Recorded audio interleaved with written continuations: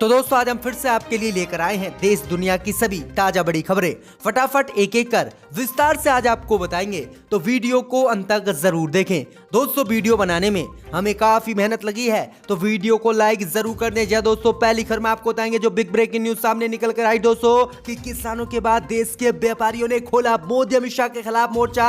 26 फरवरी को देश के व्यापारियों ने भारत बंद का किया ऐलान। कहा मोदी अमित शाह जीएसटी को करे रद्द, नहीं तो पूरे देश में किसानों की तरह हम भी करेंगे आंदोलन। मोदी अमित शाह की बढ़ गई है मुश्किलें। तो वहीं आपको बताएंगे दोस्तों कि पश्चिम बंगाल में भाजपा को नागरिकता संशोधन कानून से नहीं होने वाला है कोई भी फायदा।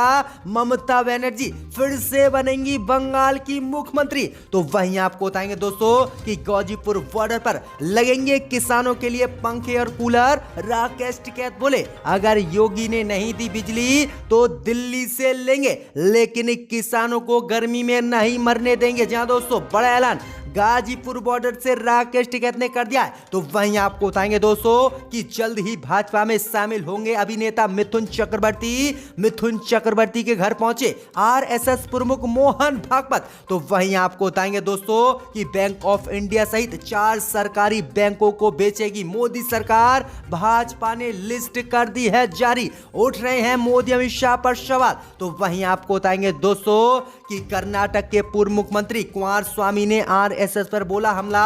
कहा राम मंदिर के लिए दान देने वाले घरों को नाजियों की तरह चिन्हित कर रहा है आरएसएस और कराएगा दंगा। तो वहीं आपको बताएं दोस्तों कि कांग्रेस ने किया दावा कि हरियाणा के मुख्यमंत्री दे इस्तीफा, परसों खत्म हो जाएगा किसान आंदोलन। तो सभी खबरों को आपको एक एक कर बताएंगे दोस्तों, वीडियो को लाइक कर दें। इसी बीच बचे दोस्तों पहली खबर की ओर, जो बड़ी खबर सामने निकल कर आई दोस्तों कि किसानों के बाद अब देश के व्यापारियों ने खोला मोदी अमित शाह के खिलाफ मोर्चा। 26 फरवरी को देश के व्यापारियों ने भारत बंद का किया ऐलान। मोदी अमित शाह के छूटे पसीने। जहां दोस्तों आपको बता दें बड़ी खबर सामने निकल कर आई दोस्तों कि कृषि कानून को लेकर मोदी अमित शाह का पहले ही देश के किसान विरोध कर रहे हैं। भाई आपको बता दें कि अब किसानों के बाद देश के व्यापारियों ने मोदी अमित शाह के खिलाफ मोर्चा खोल दिया है और 26 फरवरी को भारत बंद का ऐलान कर दिया है, जिससे मोदी अमित शाह के पसीने छूट गए हैं।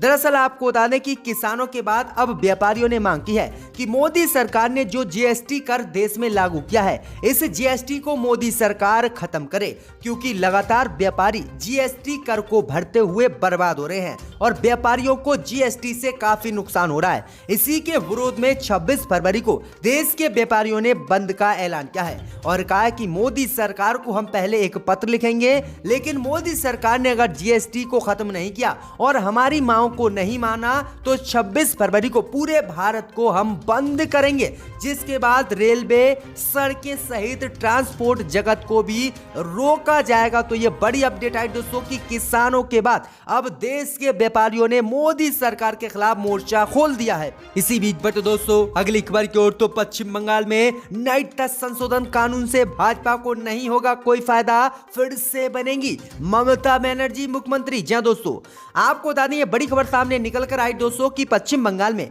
भाजपा ने दावा ठोका था कि वह टीकाकरण के बाद कोरोना वैक्सीन के नागरिकता संशोधन कानून को बंगाल सहित पूरे देश में लागू करेगी। वहीं आपको बता दें कि इसी को लेकर अब पश्चिम बंगाल में सर्वे किया गया है, जिसके बाद भाजपा को इस नागरिकता संशोधन कानून को लागू करने से बंगाल में कोई फायदा नहीं मिलने वाला है। दरअसल आपको बता दें कि नागरिकता संशोधन कानून के खिलाफ मुखर ममता को फायदा इस बार चुनाव में होने वाला है। दरअसल आपको बता दें कि सर्वे के दौरान लोगों से यह सवाल पूछा गया है, क्या नागरिकता संशोधन कानून के खिलाफ ममता बनर्जी के विरोध का आप समर्थन करते हैं? तो इस सवाल के जवाब में जो है 55% लोगों ने हाँ में जवाब दिया है और 32% लोगों ने कहा है कि नागरिकता संशोधन कानून पश्चिम बंगाल में लागू होना चाहिए। और वहीं आपको बता दें कि 13% लोगों ने कहा है कि ये हमें पता नहीं और इसके बारे में हमें कोई जानकारी नहीं है कि लागू हो या ना हो। यानी सर्वे में साफ तौर से दिख रहा है कि भाजपा ने जो नागरिकता संशोधन कानून का पश्चिम बंगाल में राग अलापा है, इससे भाजपा को पश्चिम बंगाल में कोई फायदा नहीं होने वाला है और पश्चिम बंगाल की जनता नहीं चाहती कि नागरिकता संशोधन कानून बंगाल में लागू हो। तो यह बड़ा झटका बंगाल से भाजपा को लगा है कि नागरिकता संशोधन कानून से भाजपा को कोई भी फायदा बंगाल में नहीं मिलने वाला है और एक बार फिर से ममता बनर्जी ही पश्चिम बंगाल की मुख्यमंत्री बनेंगी। तो यह बड़ी अपडेट आ रही दोस्तों। इसी बीच बढ़ते दोस्तों अगली खबर की ओर, तो गाजीपुर बॉर्डर पर किसानों के तंबुओं में लगेंगे पंखे और कूलर। राकेश टिकैत बोले यूपी ने नहीं दी बिजली तो दिल्ली से लेंगे। जय दोस्तों, आपको बता दें बड़ी खबर सामने निकल कर आई दोस्तों कि गर्मी से निपटने के लिए गाजीपुर बॉर्डर पर बिजली के पंखे और कूलर की व्यवस्था किसानों ने अपने तंबू में की है। वहीं आपको बता दें कि बिजली नहीं मिलेगी तो इसके लिए जनरेटर का भी इस्तेमाल किया जाएगा। इसको लेकर भी किसानों ने बड़ा ऐलान कर दिया है। दरअसल आपको बता दें कि किसान नेता राकेश टिकैत ने गाजीपुर बॉर्डर पर कहा है कि पंखे कूलर चलाने के लिए बिजली दिल्ली की लेंगे। दिल्ली से बिजली देने की मनाही नहीं होगी। दिल्ली के बॉर्डर पर बैठे हैं, उन्होंने कहा है कि दिक्कत अगर कोई होगी तो जनरेटर भी लगाए जाएंगे। वहीं आपको बता दें कि टिकैत ने कहा है कि हम गर्मी से निपटने के लिए सब कुछ इंतजाम कर रहे हैं, क्योंकि मोदी सरकार कृषि कानून को रद्द करने के मूड में नहीं है, तो हम भी किसान आंदोलन को किसी भी कीमत पर खत्म नहीं करेंगे। वहीं आपको बता दें कि गाजीपुर बॉर्डर पर राकेश टिकैत ने कहा है कि अगर उत्तर प्रदेश के मुख्यमंत्री योगी आदित्यनाथ ने हमारे लिए बिजली नहीं दी तो हम बिजली दिल्ली से लेंगे, लेकिन बिजली हम चलाकर रहेंगे और हमारा आंदोलन अक्टूबर तक देश में चलेगा। अगर मोदी सरकार कृषि कानून को रद्द नहीं करती है तो पूरी जिंदगी हम इस आंदोलन में ही गुजार देंगे,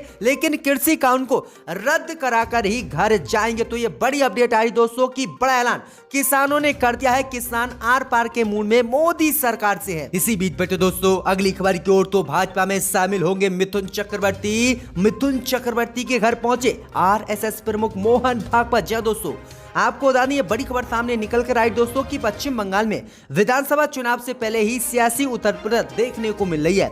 अब इस बीच दिग्गज अभिनेता मिथुन चक्रवर्ती ने राष्ट्रीय स्वयंसेवक संघ यानी आरएसएस के प्रमुख मोहन भागवत से मुलाकात की है, जिसको लेकर चर्चा का दौर शुरू हो गया है। अटकलें लगाई जा रही है कि मिथुन चक्रवर्ती जल्द ही भाजपा में शामिल हो सकते हैं और वह पश्चिम बंगाल में चुनाव लड़ सकते हैं और पश्चिम बंगाल के भाजपा द्वारा मुख्यमंत्री या उप मुख्यमंत्री बनाए जा सकते हैं। तो ये बड़ी अपडेट आ रही दोस्तों कि मिथुन चक्रवर्ती भाजपा को ज्वाइन कर सकते हैं। तो आरएसएस के प्रमुख के साथ उन्होंने ये मुलाकात की है। इसी बीच बढ़ते दोस्तों अगली खबर की ओर, तो कन्हैया कुमार को जेल में डालने के लिए भाजपा ने रची नई साजिश। जेएनयू राजद्रोह मामले में कन्हैया कुमार सहित 9 लोगों को सम्मान 15 मार्च को कोर्ट में होना है। कन्हैया को पेश। जय दोस्तों, आपको बता दें बड़ी खबर सामने निकल कर आई दोस्तों कि लोकतंत्र को बचाने के लिए और मोदी सरकार की गलत नीतियों के खिलाफ देश में आवाज उठाने वाले कन्हैया कुमार सहित 9 छात्रों को मोदी सरकार ने जेल में डालने का नया प्लान बना लिया है।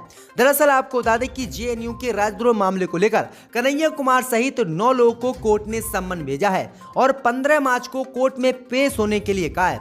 दरअसल आपको बता दें कि 2016 में राजद्रोह के मामले में जवाहरलाल नेहरू विश्वविद्यालय के छात्र पूर्व अध्यक्ष कन्हैया कुमार और 9 अन्य के खिलाफ दिल्ली पुलिस द्वारा आरोप पत्र दिया गया है कोर्ट में, जिसके बाद कोर्ट ने 15 मार्च को कन्हैया कुमार समेत इन 9 लोगों को अदालत में पेश होने के लिए एक सम्मन जारी किया है। वहीं आपको बता दें कि पिछले साल मोदी सरकार ने इनके खिलाफ मुकदमा चलाने की दिल्ली पुलिस को मंजूरी दी थी।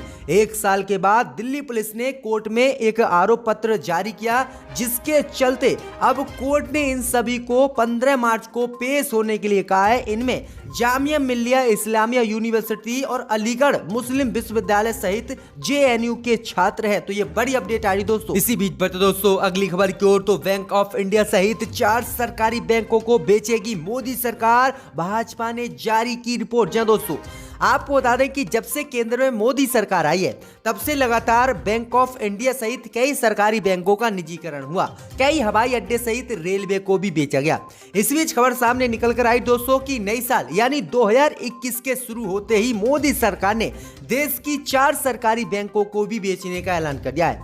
दरअसल आपको बता दें कि केंद्र सरकार ने बैंक ऑफ इंडिया समेत उन 4 सरकारी बैंकों को बेचने का ऐलान किया है जिनका प्राइवेटाइजेशन किया जाना है। इनमें bank of Maharashtra, Indian overseas bank, central bank of India और बैंक ऑफ इंडिया का नाम शामिल है। इन चारों बैंकों को अब मोदी सरकार बेचेगी और निजी हाथों में ये बैंक जाने वाले हैं। सरकारी बैंकों में हिस्सेदारी बेचकर सरकार राजस्व को बढ़ाना चाहती है ताकि उस पैसे का इस्तेमाल सरकारी योजना पर मोदी अमित शाह कर सके। तो ये बड़ी अपडेट आई दोस्तों कि 2021 के शुरू में ही मोदी सरकार ने 4 बड़े सरकारी सहकारी बैंकों को बेचने का ऐलान कर दिया है। तो ये बड़ी अपडेट आ रही दोस्तों, इससे पहले भी 6-7 बैंकों को मोदी सरकार बेच चुकी है। इसी बीच बढ़ते दोस्तों अगली खबर की ओर, तो पुलवामा हमले को लेकर राहुल गांधी ने मोदी अमित शाह पर बोला हमला, कहा जवानों को मरने के लिए छोड़, शूटिंग में व्यस्त थे प्रधानमंत्री मोदी। जय दोस्तों, आपको बता दें कि जम्मू कश्मीर के पुलवामा में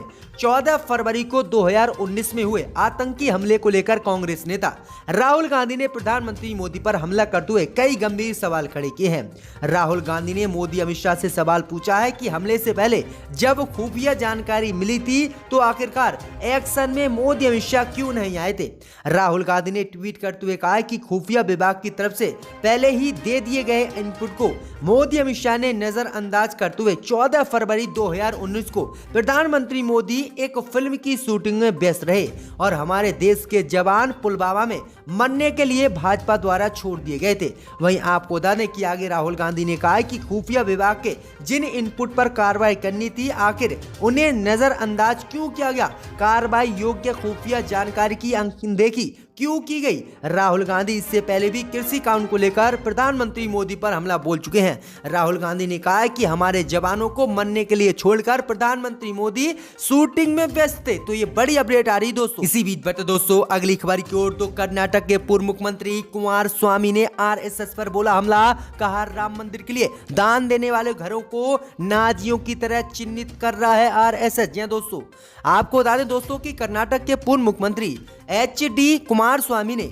आरएसएस पर आरोप लगाया है कि वह अयोध्या में राम मंदिर निर्माण की खातिर चंदा देने वाले के लोग के घरों पर निशान लगा रही है और आरोप लगाया है कि ये वैसा ही किया जा रहा है जैसे नाजियों ने जर्मनी में किया था। वहीं आरएसएस ने कहा है कि इनका जवाब देना भी उचित नहीं है। वहीं आपको बता दें कि उन्होंने कहा कि जिस तरह से जर्मनी में नाजियों ने लोग को घरों पर निशान लाकर उनकी हत्या की थी, उसी तरह से राम मंदिर के लिए जो लोग दान दे रहे हैं उनके घरों को चिन्हित आरएसएस कर रही है और आरएसएस राम मंदिर के चंदे के नाम पर देश में दंगा भी कराना चाहती है। तो ये बड़ा दावा कर्नाटक के पूर्व मुख्यमंत्री एचडी कुमारस्वामी ने किया है, जिसके बाद मोदी अमित शाह और आरएसएस पर भी सवाल उठ रहे हैं। इसी बीच बढ़ते दोस्तों अगली खबर की ओर, तो कांग्रेस ने किया दावा अगर हरियाणा के उप मुख्यमंत्री दुष्यंत चौटाला आज दे दे इस्तीफा तो परसों तक किसान आंदोलन हो जाएगा खत्म। जी दोस्तों, आपको बता दें कि कांग्रेस के राष्ट्रीय महासचिव रणदीप सुरजेवाला ने कहा है कि हरियाणा के उप मुख्यमंत्री दुष्यंत चौटाला आज अपना इस्तीफा दे दे तो परसों किसानों का आंदोलन समाप्त हो जाएगा। सुरजेवाला ने सोमवार को पुंडुरी में कांग्रेस के वरिष्ठ नेता सतबीर भाड़ा द्वारा आयोजित किसान मजदूर सम्मेलन को संबोधित करते हुए पत्रकारों से बात की और उन्होंने कहा कि अगर दुष्यंत चौटाला आज इस्तीफा दे दें तो कल खट्टर सरकार गिर जाएगी और परसों किसान आंदोलन ही समाप्त हो जाएगा। और मैं चुनौती देता हूं कि अगर भाजपा ने कृषि कानून को वापस नहीं लिया तो हरियाणा में भाजपा की सरकार गिरना तय है और कई दुष्यंत चौटाला के करीबी विधायक इस्तीफा उन्हें ही सौंपेंगे। तो ये बड़ी अपडेट आ रही दोस्तों। इसी बीच बढ़ते दोस्तों अगली खबर की ओर, तो लाल किला में हिंसा फैलाने वाला दीप सिंधु की बड़ी मुश्किलें, 7 दिन के लिए कोर्ट ने भेजा पुलिस रिमांड पर, भाजपा की खोलेगा पोल। क्या दोस्तों, आपको बता दें दोस्तों कि 26 जनवरी को राजधानी दिल्ली में आयोजित किसानों की ट्रैक्टर परेड के दौरान लाल किले में हुई हिंसा के मामले में गिरफ्तार पंजाबी एक्टर दीप सिंधु को 30 हजारी कोर्ट ने एक बार फिर 7 दिन की पुलिस रिमांड में भेज दिया है। इससे पहले भी गिरफ्तारी के बाद 9 फरवरी को दीप सिंधु को कोर्ट में पेश किया गया था, तब भी कोर्ट ने सिद्धू को 7 दिन की पुलिस रिमांड पर भेजा था। ज्ञात हो कि दिल्ली पुलिस की स्पेशल सेल ने 8 फरवरी की रात को हरियाणा में करनाल बाईपास के पास दीप सिद्धू को गिरफ्तार किया था और इसी मामले को लेकर कई खुलासे भी दीप सिद्धू ने किए हैं। वहीं आप बता दें कि इससे भाजपा की मुश्किलें भी बढ़ रही हैं, क्योंकि सनी देओल के दीप सिद्धू काफी करीबी रहे हैं और लोकसभा चुनाव में दीप सिद्धू ने सनी देओल के लिए वोट भी मांगे थे और सनी देओल भाजपा के सांसद है। तो ये बड़ी अपडेट आ रही दोस्तों। इनकी मोतली को वापस